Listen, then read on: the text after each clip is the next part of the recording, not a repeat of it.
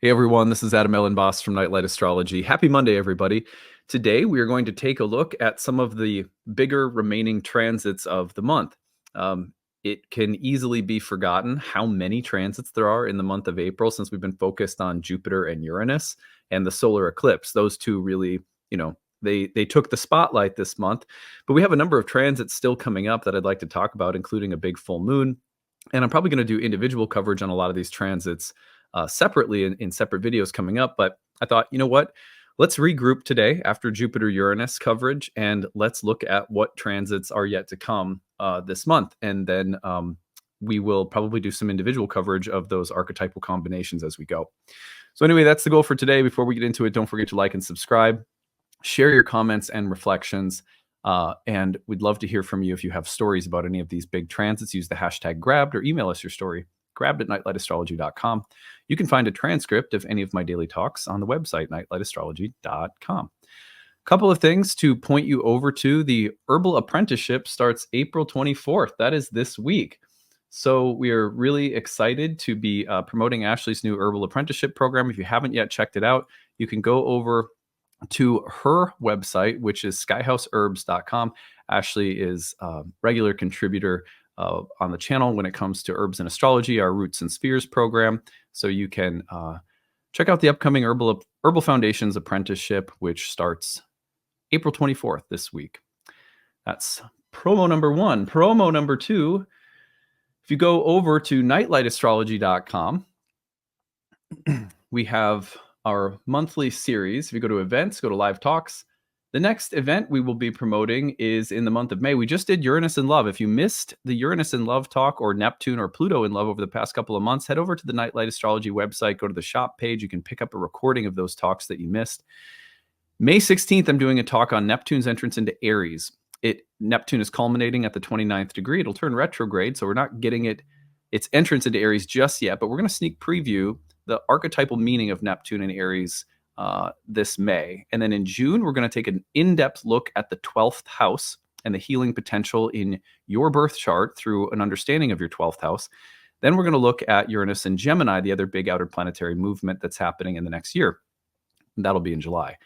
The other thing, of course, that we're promoting is the first-year program, second-year program, and horary programs all start again in June. Ancient Astrology for the Modern Mystic is my one-year course in ancient Hellenistic astrology. It has a modern archetypal psychological twist. It's like I'm kind of a fusion of both types of astrology in the way that I practice. It starts on June 16th. You can learn more about the program on the course page after the end of today's talk. If you stick around, you can hear me going into greater depth and detail. The sale, we need to adjust this. We made a little mistake on the sale date. The sale date is available till May 15th. So you have until May 15th to take advantage of the early bird sale. The early bird installment plan is also going to save you on the tuition. The tuition payment plan. So usually those are going to be after May 15th. The prices will go up. So you can save now. And then tuition assistance is there. If you need any help to make the class possible, use the need-based tuition assistance.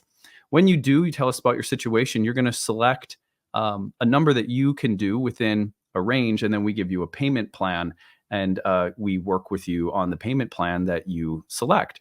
So it's very flexible pricing, meant to be sure that nobody is priced out, especially people who might be on a fixed income. We understand that we don't want people to live outside their means, but we also want a sacred topic like astrology to be accessible. Okay, so those are the promotions for the day. Let us move now into our looking at these remaining transits. All right, so here we are today, April 21st. And we had, it was a significant weekend with Jupiter conjoining Uranus and the Sun squaring Pluto. Here's what's coming up this week. I'm going to put up the real-time clock so that I can feature these. And I'm not going to do like I said, I'm kind of like, this is the preview, right? This is where things are going. But the biggest transit we're going to be discussing this week, and we will probably discuss it. Definitely we'll be discussing it tomorrow. Sorry. I'm just looking at the date and realizing that I thought it was Wednesday. I got it messed up. It's Tuesday. So here is the full moon in Scorpio. Now, this full moon in Scorpio is not your average full moon. because, first of all, full moons in Scorpio can be quite intense. But this full moon in Scorpio is also coming off from, or yeah, just coming off from a square to Pluto. So we have a little T square here, which means we have a little cycle of squares. We have several parts or sides of the square. The square in the chart goes over to Leo, right? And then it comes back over to Taurus. So that's the square. It's the shape that's made between whole sign houses that see one another in the wheel. So T square between the full moon in Scorpio, Pluto, and the sun. This is happening. You have to take into consideration this is happening within the 3-degree engagement range of Jupiter separating from Uranus. So ancient astrologers paid very close attention to this 3-degree range of separation, which means that as the planet is moving to within 3 degrees and as the planet is separating within 3 degrees, the events promised by the planetary conjunction in this case start to manifest. It's sort of like saying, it's not like the cherry blossoms in DC,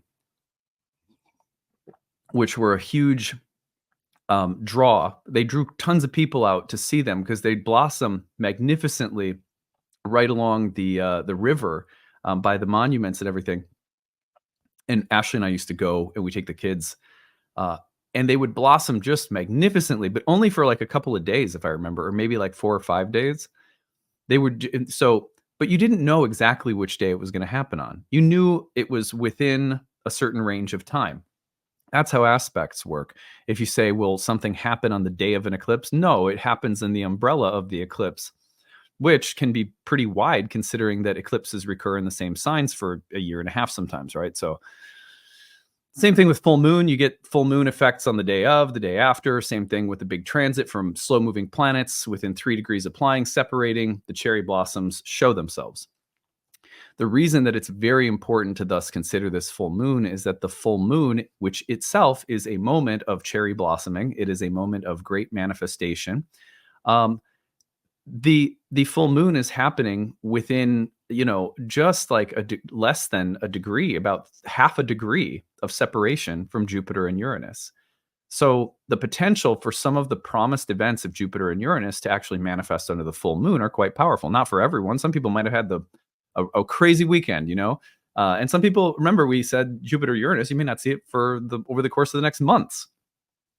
But the point is that this is another very powerful moment of astrological or karmic fruiting with the full moon in Scorpio, a T square to Pluto, right? And then we're seeing Jupiter and Uranus still just separating within a degree. So we are going to be talking about that astrological event tomorrow. I'm going to be going into greater detail. But the point today is to not just tell you about the full moon, but to show you everything that's still coming.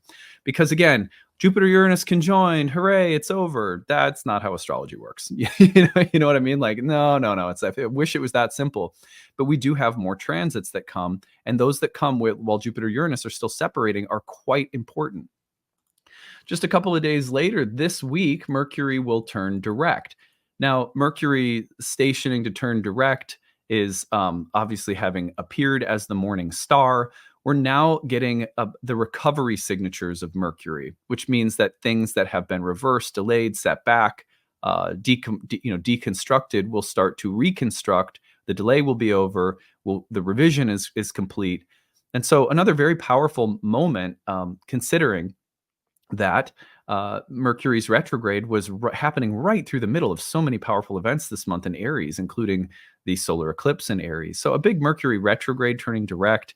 Another thing that's still happening before the end of this month is Mars is going to conjoin Neptune. Now, Mars is the recent ruler of the eclipse and is conjoining Neptune as Venus culminates in the sign of Aries, and as Mercury's just turning direct, pretty close to Chiron and the North Node. So this signature of Mars and Neptune having been the recent ruler of the eclipse, having gone through the conjunction with Saturn, now going through the conjunction with Neptune, and then moving into Aries, its own rulership, that transition is a really significant event, astrologically speaking, because of the weight that it holds in the recent eclipse. The eclipse ruler and the degrees and spaces of the eclipse are like very sensitive points for a little while. So this will be these transits will be felt by most of you guys, and that's the point. Just kind of reminding us of what we're still dealing with. Now, this on April 28th is not for it's a little ways out, but it's coming up. So and then Mars will move into Aries right by the end of the month, by about the 30th. The other thing that happens on the 29th, if we back this up just a day, is Venus will enter Taurus. And now we're starting to move into a space where Venus's dignity is significantly better. Now, Venus, being the ruler of the Jupiter-Uranus conjunction, is now going to start bringing more of the pleasing or pleasant results of the Jupiter-Uranus conjunction, more of the favorable, good, fortunate results, less of the conflict involved with the revolution, you might say. Less of the bloodshed and less of the chaos or destructiveness that comes with revolution, more of the peaceful unfolding, because Venus is moving from Aries, where she's ruled the Jupiter-Uranus conjunction, into Taurus, where she's in her own rulership in a stable earth sign. We're also getting Mars into his own sign out of a more tumultuous double-bodied water sign. These are improvements in planetary dignities. Mercury's turning direct. All of this is really important. Venus is protected from combustion, by the way, in Taurus by virtue of being in her own domicile. It's called being in your own chariot. So, just some improvements in planetary dignities that, quite frankly, are starting to change the narrative. One thing that happens right away for Venus, it might be a little bit challenging, is Venus right around April 30th into May 1st is going to hit a square to Pluto. So I like that Venus is in her own rulership. Pluto stationing to turn retrograde. And so the square from Venus to Pluto happening right as Pluto turns retrograde that's fascinating. It seems to signify some moment of culmination or completion based on the last couple of months of Pluto in Aquarius and maybe the kinds of activities that Pluto in Aquarius has been initiating in recent months, coming to some kind of meaningful chapter change as it turns retrograde and immediately hits, Venus and Taurus hits a square to Pluto as it's turning retrograde. We're going to visit that too. The Venus-Pluto square is something we'll spend exclusive time with. So these are all little interesting things that are coming up. And then if there's any reason to believe that the cycles ahead are going to be easier, a little less tumultuous, look, here we are at the same time. We're in the last quarter square of the moon on May 1st as Venus squares Pluto. And now the cycle that was the eclipse cycle is starting to fade. And then we're going into the next new moon cycle. And look at this new moon. My gosh. So nice. I really like this one. I'm not saying that you can find shadows in any astrological placement, right? But I'm really optimistic about this one. You've got a new moon in Taurus, the exalted moon, obviously. You've got Venus protected from combustion in her own chariot, in her own sign. So you've got the two, sort of benefic, well-dignified planets in the new moon signature. Jupiter and Uranus is just hitting the 3-degree separation moment. It's sort of like this beautiful expression of the fulfillment or completion of the Jupiter-Uranus cycle as the signature for the entirety of the next moon cycle. And you really have this feeling of like, what was this revolution about? Why were there frustrations? Why were there losses? Why were there, value conflicts? Why were there difficulties that we had to work through? It was so a revolution could occur. It was so we could have this breakthrough. And now we're ready to start, things are ready to start stabilizing a bit. Maybe starting to sort of taste the fruit of the Jupiter-Uranus conjunction. That's my most optimistic take. So a really nice new moon on May 7th that sort of caps off the last part of the eclipse cycle and the last part of Jupiter-Uranus.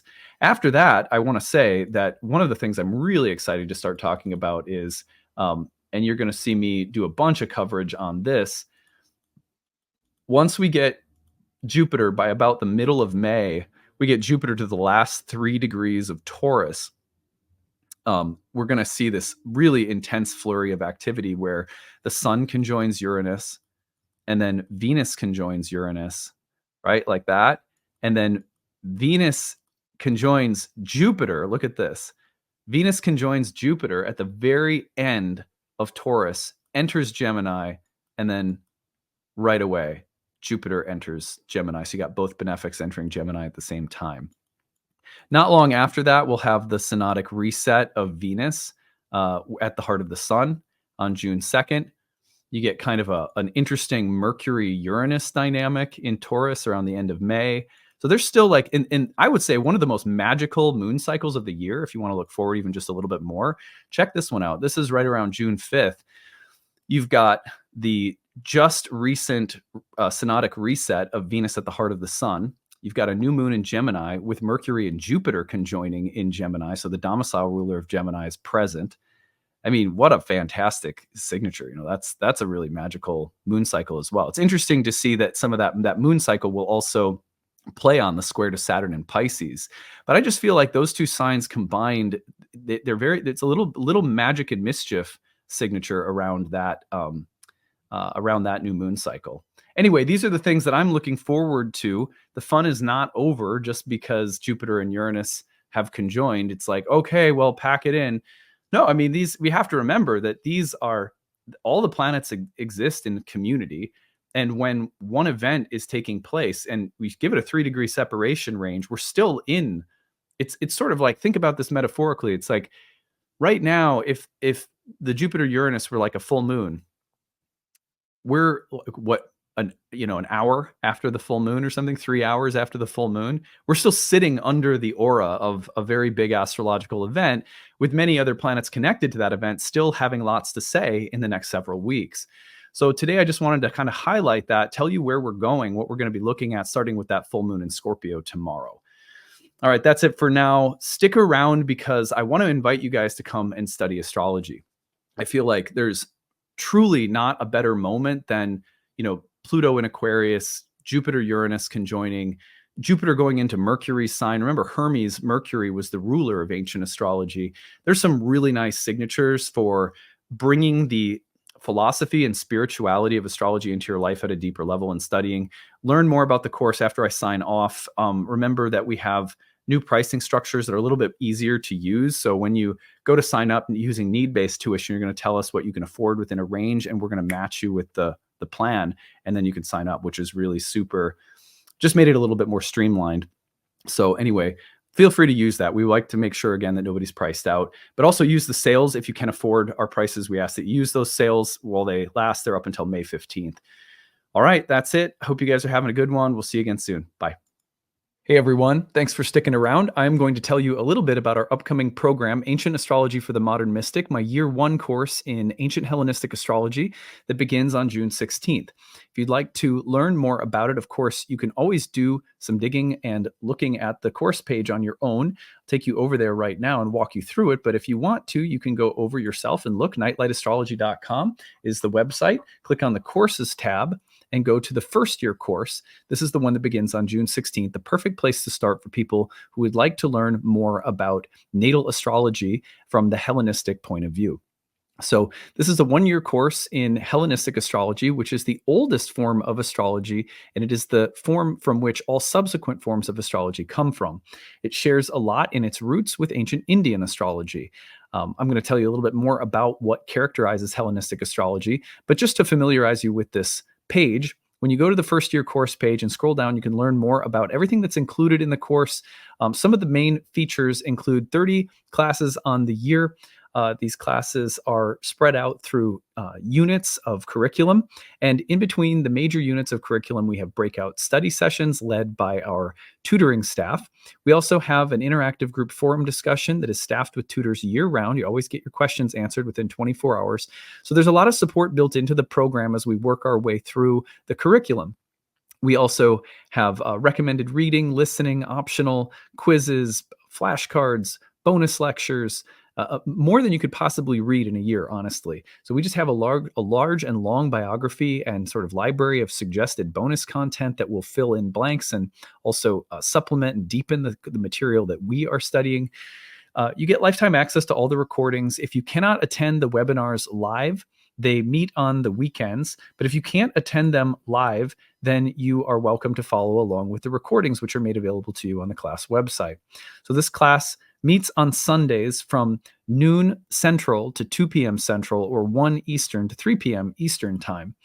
And you might translate that, I guess, if you're on the West Coast, it would be 10 a.m. to noon Pacific time.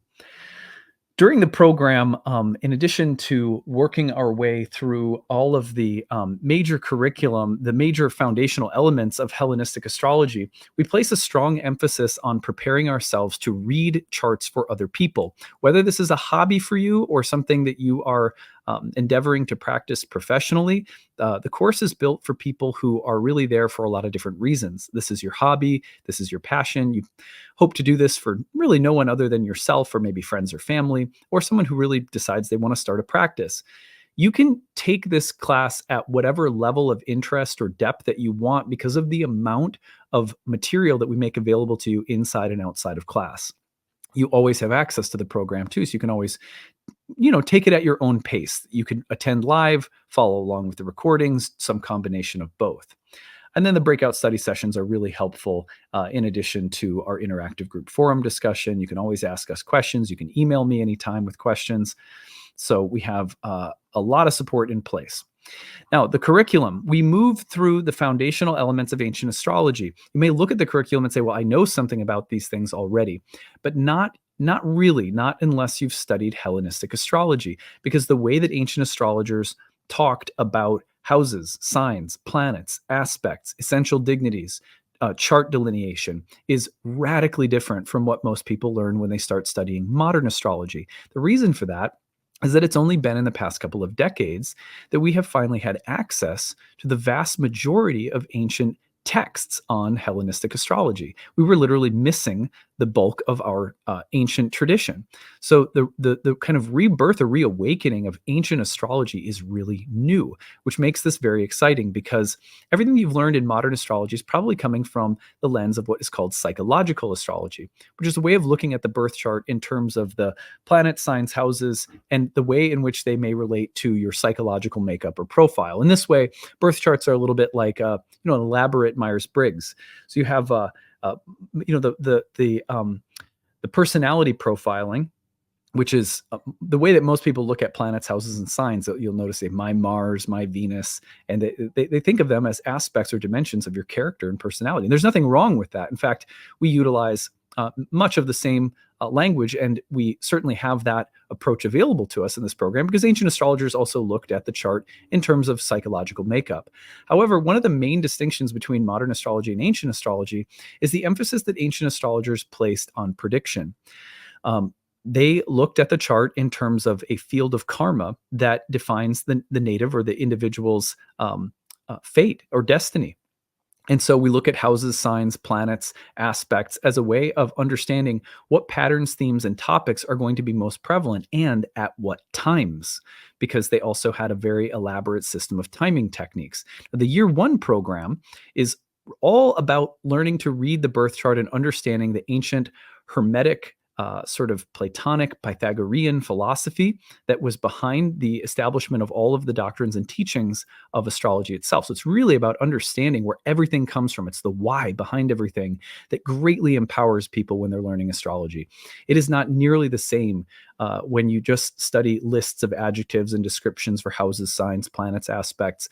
We want to understand why. Why do we do these things at all? Where did it all come from? And when you understand that, then you have something like a skeleton key by means of which you can access your own creativity, your own intuition, rather than being told, just play these notes in this order and it will sound good. You're learning to improvise. Which, could anyone ever want to play? Why would you want to play an instrument if someone told you, well, here's how to play it. Play this, play that. And you never learned how to play something of your own, or you never learned how to use the scales in ways that were magical and, pertain to your own genie, your own genius. So when we study ancient astrology, one of the main things we're doing is we're taking people beyond anything that they think they've learned about houses, signs, planets, aspects, and we're teaching them where it all came from. And once you have that, then you're really cooking with fire. You have a magical, intuitive capacity that is very rare and precious in astrology. So anyway, we move through a lot of different elements, but not in the way that you've ever learned them before. And that's a really important distinction. So anyway, after all of that has been said, in each unit, we spend, maybe up to 10 hours on houses. And then we have a breakout study session, and then we have reading and bonus material. So when we talk about houses in this class, you are learning where the concept of a house ever came from in the first place. what it is, how it works, and how it's different from a sign. You're also going to unlearn and break a lot of bad habits because not by any intentional ignorance, but modern astrology, being bereft of its ancient textual tradition, has been teaching a lot of things that are just not in line with where the actual theoretical foundations of astrology come from. So you're also going to break some bad habits, which is really good for people who maybe know a little bit about astrology already, but are seeking to clarify and understand theory in the context of the 2,000-year history of astrology. So anyway, this class is going to prepare you to read birth charts for other people. But then by the end, one of the great things about the program is that the way we do that is not just by pumping you full of theory and history and philosophy. We are also, in the last portion of the program, inviting live clients into the class. And that's great because when we have live clients come in, you're going to see me read from them using the theory and techniques that we've been studying. And you're going to see how they can be applied artfully, as well as, giving you some tools and methods and techniques to use to set you up for success. Seeing live astrology practice while studying it is the best way to learn. So the last portion of the program, we turn toward that hands-on approach. Anyway, so that's a bit about the program. If you have any questions you want to ask, email us, info@nightlightastrology.com. We're happy to answer any questions you have whatsoever. I also want to point people to the payment options at the bottom. Early bird payment saves you $500 off. That is a great way to save. The payment plan is breaking the tuition into 12 monthly installments. If that works better for you, no worries, you can do that. And then need-based tuition. We, for many, many years now, dating back to 2010 when I started teaching astrology, I've always had some kind of sliding scale option available for people when studying astrology. Sacred science like this should be accessible to people of all different socioeconomic backgrounds. So we pride ourselves on making sure that there is tuition assistance available so that if your budget doesn't match with the payment price that we ask for, and that's an honest assessment that we trust you to make, that you can take advantage of the tuition assistance and set your price within a sliding scale that we provide for your monthly tuition for 12 months through the program. So please feel free to apply for that if it makes sense to you. We don't want people hurting themselves or overextending themselves. A price that fits your budget is available through the need-based tuition. We just ask that you apply early because we do fill up sometimes. So anyway, that is it. I hope that you will consider studying with us, and thanks for taking time to learn more about the program. See you later.